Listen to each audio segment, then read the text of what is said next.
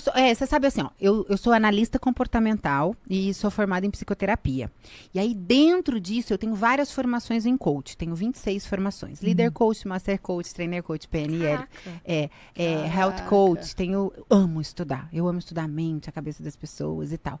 Qual é a minha finalidade? Me conhecer. Conhecer o ser humano. Conhecer meu marido. Conhecer minha filha.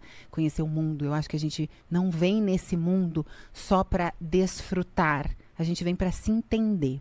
Todos os dias da minha vida, quando eu vou dormir, eu fico pensando o que amanhã eu vou fazer diferente em cima do que eu fiz errado hoje. Se eu não encontro algum erro do meu dia, eu falo, não vou evoluir. Porque a gente tem que, pra gente evoluir, a gente tem que olhar para trás e ver onde errou. Porque para amanhã eu pensar diferente, eu tenho que olhar para trás e evoluir diante de alguma coisa, de alguma atitude que eu tive que poderia ter sido melhor. Como eu posso aprender coisas diferentes. Então, essa é a minha intenção de estudar tanto. Eu tenho mais de 500 mil clientes, né? Já atendi mais de 500 mil pessoas. E a minha transformação é de dentro para fora. O emagrecimento, ele é uma consequência do que você faz com as suas emoções. As pessoas não comem comida, elas comem emoções. Quando eu como pão demais, quando eu como Coca-Cola demais, pizza demais e tal, de uma maneira exagerada e sem saber o que eu tô fazendo, que isso acontece muito, eu como porque eu tô triste, eu tomo porque eu tô angustiada, que tá acontecendo com o Arthur, ele tá se sentindo rejeitado, ele come, ele dorme, ele dorme. Por quê? Porque a gente engole, a gente empurra pra dentro aquilo que não consegue botar pra fora. Você sabe o que tem que comer. A questão é, por que você não come? Se você sabe o que tem que comer. Se você sabe o que você escolheu. Se em algum determinado momento você escolheu fazer uma alimentação saudável, estou com um problema de saúde, quero comer melhor ou quero fazer uma dieta, e você falha no meio da dieta, você não é capaz, o que te faz comer? É a sua vontade ou é o seu anseio? É a sua angústia? É a sua falta de controle? Então, mas aí não seria diferente no sentido de não quero comer? Ou então, por exemplo, se eu comer o alface triste... Não. Por que eu iria pra pizza? Pelo seguinte, aí a gente vai entrar numa parte mais lógica da coisa. O açúcar, ele é 16 vezes mais viciante que a cocaína. Isso é comprovado. Inclusive, vou deixar 2 documentários para vocês verem sobre isso, se vocês quiserem. Um chama Feed Up e o outro chama That Sugar. Eles falam exatamente isso e mostram pesquisas, tá? Pesquisas científicas e tal, dados. Fizeram uma pesquisa com ratos viciados em cocaína e ratos viciados em açúcar. Colocaram na mesma gaiola. E depois foram entender os danos cerebrais ali. Os ratos viciados em cocaína passaram a ser viciados em açúcar. Ou seja, açúcar é mais viciante que a cocaína. Depois foram pesquisar os danos cerebrais e eles são iguais. Ou seja, o açúcar tem muitos danos. Ai, Maíra, mas por que ninguém fala? Nesse Feed Up tem uma pesquisa e tem uma explicação. Existiu uma pesquisa que começaram nos anos 50 e descobriram os danos cerebrais e saúde, tudo que o açúcar causa, mas quem patrocina, eu não vou falar nome, tá? Mas quem patrocina é uma empresa gigante de refrigerante. Todas as pesquisas. Nunca vai sair o verdadeiro resultado. E aí o que fizeram? E tem tudo isso lá nesse documentário. O presidente foi para Geneve receber uma quantia para silenciar as pesquisas. Então, uma vez que o açúcar... Aí, voltando. Uma vez que o açúcar é viciante, mais do que cocaína, você come porque você precisa elevar a sua dopamina. Se você está triste, se você está angustiada, você precisa de felicidade. O que eleva a felicidade? Açúcar, dopamina. Na hora. Então, quando você come o açúcar, você vai mexendo na tua dopamina. Só que são 2 minutos. Aí, depois vem o quê? A culpa. Aí, depois da culpa vem o quê? A compulsão, porque eu tô triste, eu como, eu fico triste, eu tô triste, eu como, eu fico triste. Então, quando a pessoa tem a compulsão alimentar, é por causa dos sentimentos. Então, quando eu trabalho com mulheres e a transformação é de dentro para fora, o emagrecimento ele é uma consequência. Não é a questão final. Tá? Eu estava conversando aqui antes do podcast. Sabe como eu comecei a minha carreira? Porque eu perdi meu pai de câncer. E o médico deu 3 meses de vida para ele e ele viveu 3 anos a mais. Câncer de quê? Ele começou com câncer de pulmão e depois deu metástase. E a gente manteve ele vivo a mais, um tempo a mais, 3 anos a mais, por conta de toda a alimentação que a gente mudou. O câncer, ele se alimenta do açúcar. A célula do câncer, ele se alimenta do açúcar. Então, a partir daí, eu entendi que não tem a ver com a estética. Gente, tem 4 anos que eu não malho. Eu fiquei chocada com isso, quando você falou. Eu não sabia. A comida, ela é muito importante. A gente começa a adoecer pela alimentação. Não tem a ver com o que pode, com o que não pode, se tem a ver... Não é nada disso. As pessoas estão depressivas por causa da alimentação. Porque você sabe que a maior produção ali de todos os hormônios que te trazem a felicidade, ela começa no intestino. Quando você inflama o intestino com açúcar, com glúten, com tudo isso, ele começa a ficar machucado e você para de produzir, você diminui a produção, na real, desses hormônios. E aí te dá depressão, por exemplo. Então tem tanta coisa, é um universo tão complexo, tão mais extenso. E aí quando a coisa é tirada de contexto, como a gente falou, perde a força. Enfraquece a mensagem que é tão importante de chegar nas pessoas. É formado por quais profissionais? A gente tem uma equipe de nutricionistas, onde prepara a parte de cardápios, uma equipe de chefes, onde prepara todas as receitas gastronômicas, porque são gostosas as receitas, porque isso é importante. Tem que ter prazer para comer, senão não dá conta com essa coisa frango seco, batata doce, ninguém merece. Tem uma equipe de analistas comportamentais que atendem ali o tempo inteiro as pessoas, coach e tal, e tudo mais. Tem uma equipe de personal e tem uma equipe de monitoramento dentro de grupo. Cada cliente tem 4 pessoas que trabalham para ele 24 horas. Então, por exemplo, você tem 4 pessoas em turnos ali, né? Então, se você tá com dúvida de qualquer coisa, se você tá sofrendo, se você chorou porque brigou com seu marido, se te deu uma vontade, você vai chamar, a pessoa vai estar ali 24 horas à sua disposição. 4 pessoas, porque se for de madrugada, se for de 4 da manhã. Então, você é muito bem amparada, muito bem acolhida, porque a gente entende que o emocional é muito importante. Porque a hora que você quer comer alguma coisa, é naquela hora. Não adianta você esperar no outro dia para dizer se pode, se não pode. Que massa. Então, a gente trabalha muito bem essa questão da compulsão, da ansiedade. É uma equipe muito legal. E aí você tem curso também? Temos vários cursos. E aí a gente vai colocando dentro desse processo. Para você ir entendendo, se descobrindo, entendendo se você quer ou não emagrecer. Isso é uma coisa muito importante. A sociedade diz que você tem que emagrecer, mas será que você quer? Será que essa vontade é sua ou será que essa vontade é para você ser aceita? E esse aceita, será que é por você ou é pela sociedade? Então, dentro da minha 3ª aula do curso, existe uma aula sensacional que muitas pessoas descobrem que elas não querem emagrecer. Através do processo. Porque eu não acho que você tem que emagrecer se você não quer. Se for pela sociedade, cai ali por terra. E aí eu quero que você seja feliz. Terminei o casamento, uma semana depois eu passei a seguir todos os gostosões da internet. Mentira! Ele tava nessa playlist. Ele e uma galera. Eu amo. Felipe Tito tava nessa playlist. Tinha vários, tudo que eu achava bonito eu seguia. Vai que dava certo. E você já era conhecida no meio da internet? Eu já era conhecida. O programa era muito famoso. Já tinha emagrecido Taeme, já tinha emagrecido uma galera famosa. Então já era conhecida como a empresária do emagrecimento. E aí você só seguiu o povo, não mandou direct pra ninguém, não? Não mandei, só segui, falei, vou ficar vendo, vai que. E aí ele mandou pra mim. Aí ele mandou, eu vi que você tá me seguindo. Já acompanho o seu trabalho já tem um tempo, eu sempre entro na sua rede social, Aí eu olhei e falei, uai, ele já me acompanha, ele já conhece meu trabalho. E por que não me seguia antes? Aí ele falou, não sabia. Aí eu falei, bom, ele muito menino, né? Então já dei uma pá. Eu falei assim, bom, eu tô te seguindo porque eu te achei gato. Agora, por que você não tava me seguindo antes se você tava me flertando? Passasse a me seguir. Você quer almoçar? Tudo! Direta! Eu amei! Amiga, só uma pergunta, que signo você é? Não sei se você acredita em signo. Virgem. Qual a diferença de idade de vocês?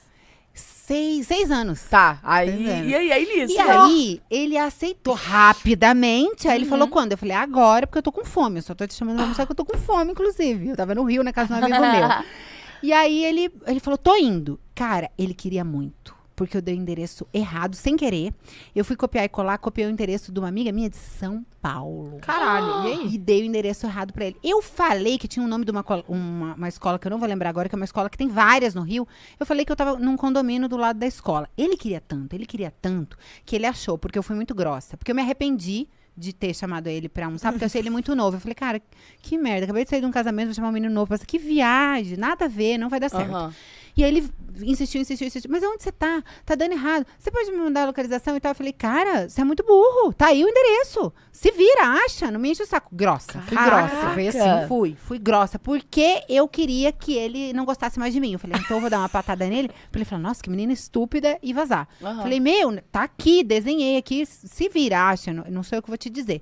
Pois o bichinho não achou. Não tinha como ele achar, era São Paulo. Aí o que acontece? A minha amiga tava comigo, eu falei, vamos almoçar comigo. E você fica conversando com o cara, porque eu não quero não, eu só quero almoçar mesmo. Aí fui. Entrando no carro, ele, nossa, que difícil de achar e tal. Aí eu falei, mas por que é difícil? Aí ele falou, eu não achava esse endereço, não é esse o endereço, né? Aí ele mostrou. No que ele mostrou, ela falou, amiga, é minha casa em São Paulo. Na hora eu já fiz. Nossa. Rapaz inteligente. Por que ele achou a casa em São Paulo aqui? Aí ele já o ganhou um endereço, ponto. né? Começou. Mudou. Do Mas como é que ele garotinho. conseguiu? Até hoje eu pergunto isso pra ele. Ele falou que ele queria muito, muito, muito. E aí ele é muito inteligente. Ele vê tudo, ele sabe de tudo, ele raciocina, ele calcula. Eu falei o nome de um colégio onde existe uma rede e eu falei que eu tava na Barra. Ele saiu procurando todos os condomínios que existiam perto desse colégio. E foi ali por... Gente, ele queria demais. Muito. Queria muito. Nossa. Fomos almoçar. Chegamos lá, eu fiz o que eu sempre faço, eu peço 2 pratos gigantes, e, porque se a pessoa quer espantar, ela já espanta dali mesmo, porque eu como ali, ó, bato um pratão. E eu não falei com ele ficou falando com a minha amiga e eu fiquei trabalhando. E à noite tinha aniversário do Neymar, que eu tinha que ir. Aí eu falei, me deixa, porque era de tarde, aquela tardezinha. Falei, já tá na minha hora, eu tenho que ir embora, tal, que eu tenho aniversário do Neymar pra ir, bababá. E aí ele foi. Quando ele me deixou na casa desse meu amigo, ele ficou muito frustrado, porque eu não dei atenção pra ele. E aí ele me olhou com um olhar, assim, de cachorrinho abandonado, quando caiu da mudança. E esse olhar foi o que ficou na minha cabeça. Porque eu achei transparente demais, assim. O Arthur, quando ele mostra o sentimento dele, é a parte mais bonita dele. Quando ele tá montado ali, dentro do personagem que todos nós temos ali, né? De montar e ficar bonitão, não é isso que me atrai. É a fragilidade, a vulnerabilidade que me atrai. É a pessoa como ela é. E aí eu olhei aquele olhar e eu falei, nossa. Aí ele falou assim, cara, você vai embora. E eu nem falei com você, você nem falou comigo, eu nem te conheço. Eu sei muito pouco sobre você. Eu falei, tá, não sei o que, depois eu te ligo e tal. Cheguei no aniversário. E eu tinha acabado de separar. Então, eu comecei a ver aquela coisa de flerte. Quando você separa, você fica vendo todo mundo, pegando todo mundo. E eu comecei a me sentir vazia. Porque eu gosto de ficar casada. Eu gosto de amor. Eu não sou a pessoa da pegação. E sem preconceito. É que eu gosto de exclusividade, de sentimento, de paixão. Eu gosto de sentir frio na barriga, de viver a paixão. É disso que eu gosto. Não é o tesão da carne, sabe? E aí, eu comecei a me sentir muito vazia. Eu ainda estava muito recente a minha separação, ainda gostava do meu ex-marido. E aí eu lembrei do olhar dele. E aí eu mandei uma mensagem. Eu falei, você não vem me buscar e tal? E ele foi me buscar. Quando a gente estava indo embora, somos públicos, tanto eu quanto ele. Então ele falou, onde a gente vai? Porque Rio de Janeiro tem paparazzi. Eu falei, pra sua casa, você não tem casa? É pra lá que a gente vai. Caraca, velho, como assim? Maravilhosa. Muito bem resolvida. Sou muito bem resolvida. Quero, não quero, não faço cena. Só que eu não contava com nada disso. Eu não contava com ele, eu não contava com encontrar ele, eu não contava com nada. Não fazia parte do meu roteiro. Se eu tiver vontade, eu vou sair com você. Se eu não tiver, eu não vou. E eu fui pra casa dele pra conversar, porque eu tava de calcinha bege sem depilar. Não ia poder acontecer outra coisa. Não tinha como. Não tinha como. Mas foi incrível. A gente conversou durante 8 horas. Ele me contou a história de vida dele. Incrível. O Arthur, nossa, ele passou perrengue, ele passou fome, ele não teve casa, ele morou de favor. Cara, a história dele é sensacional. E eu me apaixonei por da onde ele veio, aonde ele chegou, pelas fragilidades, pela vulnerabilidade, por tudo, pelas dores, pela batalha, pelos traumas. Eu me apaixonei por tudo. Eu me apaixono quando a pessoa é verdadeira. E naquela noite eu já estava apaixonada e ele também. E aí depois de 8 horas a gente se beijou e foi um tormento que eu quase cedi a calcinha bege. E aí eu falei pra ele com todas as letras. Eu falei, deixa eu te falar uma coisa. Eu vou falar um palavrão, tá? Deixa eu falar. Eu tô morrendo de vontade de dar pra você, mas eu tô de calcinha bege e sem depilar. Não vai rolar. Não vai ser essa noite. Não vai acontecer. Eu volto pra isso. Mentira, você Eu sou muito direta. Eu sou muito direta. Eu falei, eu vou voltar, não vai ser. E eu tinha que voltar pra São Paulo, porque eu tinha uma capa de revista pra fazer. Aí ele falou, você não vai voltar mais, não sei o que. Eu falei, vou voltar, fique tranquilo. Eu vou voltar só para isso. Resumindo, fui, depilei, tirei a calça bege, voltei.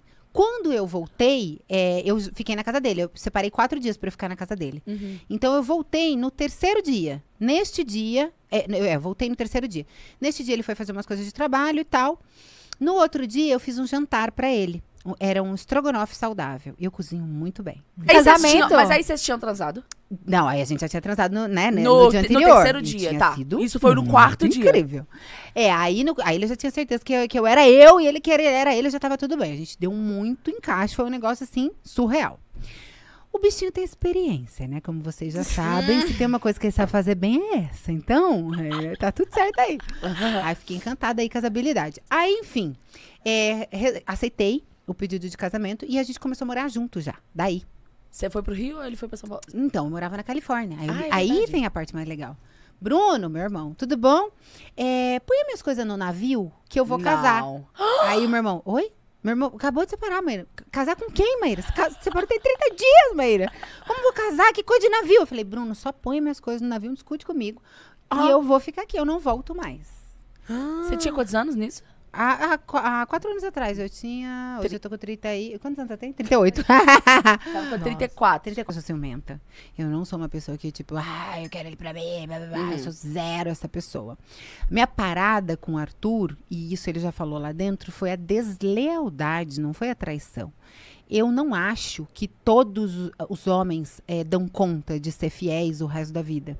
E quando eu casei com ele, eu falei, cara, se em algum dia você fizer alguma coisa, me conta. Me dá o direito de saber se eu quero continuar ou não. Vamos decidir juntos o que eu vou fazer com essa informação. Se nosso casamento for legal e for saudável, e isso for um ponto, talvez eu te perdoe. Mas eu preciso decidir, eu preciso escolher e tal. Então, a minha parada com ele foi a deslealdade, não a traição em si. Hoje, eu não aceito mais traição. E por quê? Aí as pessoas zoam isso também. Depois de aceitar 16, não aceita mais. Não tem a ver com isso. Se eu não tivesse conhecido Deus, eu continuaria aceitando. Não tem problema. Eu sou bem resolvida com isso. A questão é que quando uma pessoa vai para a cama com outra pessoa, existe uma troca de energia muito grande. Tudo que aquela pessoa vem e traz, ela descarrega ali, eles trocam energias. E assim, cara, eu me cuido tanto, eu cuido tanto da minha saúde, eu faço os meus devocionais, eu me conecto com Deus, eu tenho uma vida... Cara, eu só trabalho, eu só vivo para minha família, para as minhas clientes, para os meus filhos. Não tô afim de carregar várias energias aí estranhas, né, do tudão. E aí essa foi uma conversa que a gente teve, que graças a Deus hoje ele mudou a cabeça dele, porque ele entende isso. E aí eu falei, eu não aceito.